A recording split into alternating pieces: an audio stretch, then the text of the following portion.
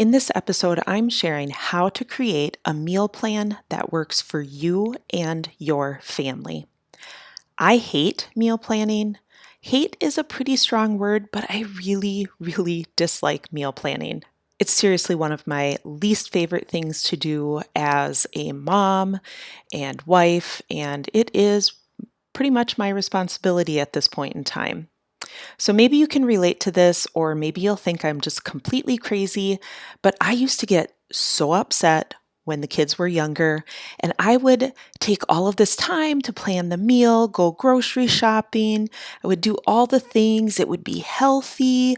I'd feel really good about myself as a mom, but then I would serve it. We would all be sitting at the dinner table, and they wouldn't eat it. But they liked it last week. You know what I mean? Like their tastes change so much over time, but I didn't really realize it then. I just thought I was doing something wrong, and I would get so upset that I would actually walk away from the dinner table, go in my bedroom, and close the door and hide until I felt at least a little bit better so I wouldn't yell at them.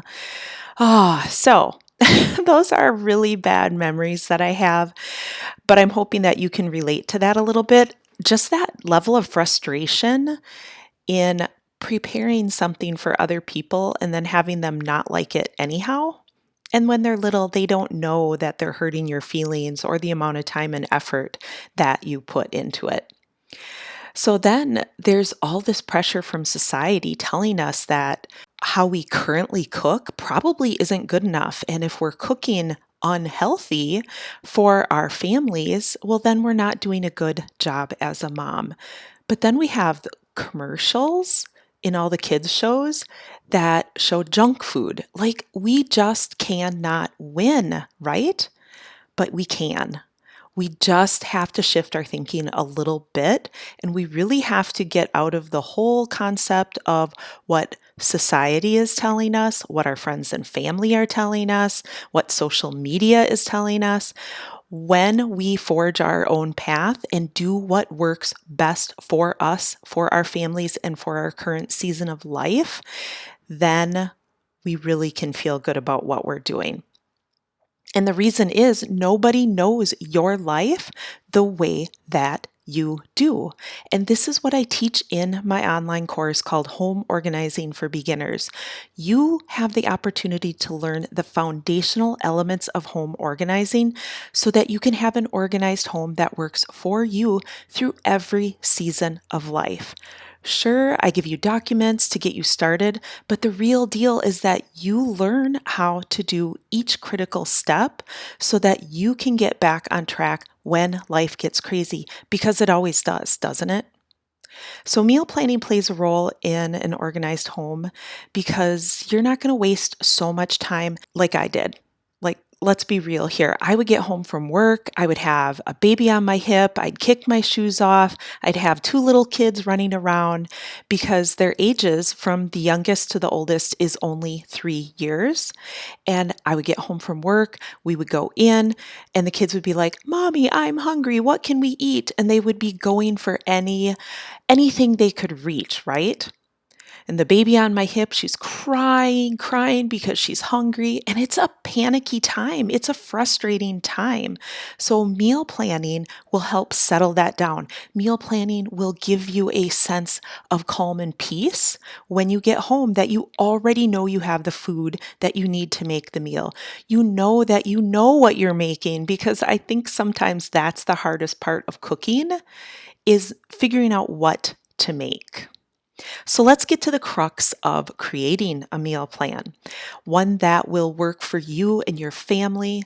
So this process can work for planning 3 meals a day or just one. So for me, I would just plan dinners, and then lunch the next day would be leftovers from that dinner. So that's when the kids were little. Breakfast would just be cereal. It wouldn't be anything that I would really have to plan out. Maybe we would have eggs and pancakes on the weekends, but I didn't really feel that same pressure as I did to make dinner. So this will work no matter how many meals you're serving or making a day or planning out. But let's get to the steps. Step one, Throw out the idea that your meal plan is going to be perfectly healthy 100% of the time. I think sometimes we're starting something new. So, for example, you're going to start meal planning. But you don't have to change 100 things in that process. Yes, we all want to create healthy meals for our families, but I implore you to start where you are right now. If you get the meal planning and you get this process set in place and it's working, then you're going to be able to shift some of the meals and make them healthier options, or you can take the least healthy option and just completely cut it out of your meal planning process.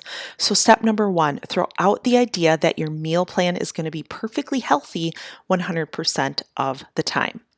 Step number two, make a list of all the foods that you make today. What are the things that are easy for you to throw together? Pork chops is something that comes to my mind because my husband, he's not really a fan of pork chops, but if I make them a certain way, like he'll eat them. And so will the kids, they'll like them. So though pork chops aren't a huge hit in the family, I can still include that because that's something super simple for me to make and it's fairly healthy, right? So that's kind of a win-win. Maybe you have a crock pot. I love to make crock pot meals because it's so much easier than having to stand over the stove and cook in the moment, right? So, pot roasts, I have pot roast on my meal plan. What you do with making this list of all the foods that you are currently making today, you're really pushing yourself to list out at least 14 main dishes. So, maybe tacos and maybe chicken noodle soup, or maybe beef roast or pork roast, whatever the case may be. Push yourself to list out at least 14 of them. If you only have 7, it's fine, no worries. If you have 35, that works as well. It's whatever you are currently making today. Does that make sense? You know how to cook, you know what the ingredients are for what you're making today. List out your main dishes, list out side dishes that you also know how to make and like to make. Well, maybe liking to make them isn't that important, but things that you make today. And then vegetables. So those are the 3 primary components of a meal, right? A meat, a vegetable, and a side. So once you have this list done, we move on to step 3. Make as many full meals as possible. So maybe you have a pot roast along with carrots and mashed potatoes because you can put all of that in the crock pot at the same time. That's one of the main things that I made when they were growing up. You're making a list of full meals. So if you have 14 main dishes and only 7 vegetables and 4 sides, that's okay. You can repeat your vegetables and your sides to make those 14 meals. So now that you have all of your meals put together on a piece of paper or typed up, however you wanted to do it, the next thing is you actually put them in your calendar. You want a method of displaying them, if you will. So step number 4 is put your meals into your weekly plan. You can use a whiteboard. You can post it on the refrigerator. You can put it in your planner.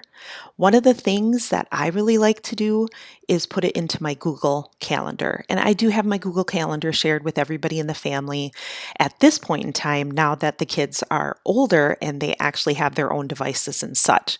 But you just need to put it into whatever system currently works for you, even if it's handwritten on a piece of paper and stuck to the refrigerator. Okay, making it visible is kind of nice because as you're going through your normal routine of getting ready for work or whatever, you can look at that sheet and be like, okay, that's right. I'm making X, Y, and Z for dinner tonight. And now you know, and it's in the back of your mind, and it just helps you be better prepared. So I want to give you a little bonus tip before I wrap up. One of the things that I did maybe within this last year was I put all of these meals as events in my Google Calendar. So it's like a meeting in my Google Calendar. It's repeating and it's on every Sunday. So all I do is I can take that event and drag it and drop it into the day that I'm making it. Okay, does that make sense? If not, I want you to go ahead and reach out to me. Let's have a conversation, or better yet, sign up for the program Home Organizing for Beginners. And this is one of the things we can talk about in there. All right, so that's what I have for you today. Have a fun and productive weekend. I'll be back here next week sharing tangible and simple instructions about home organization, cleaning, and time management. I'll see you then.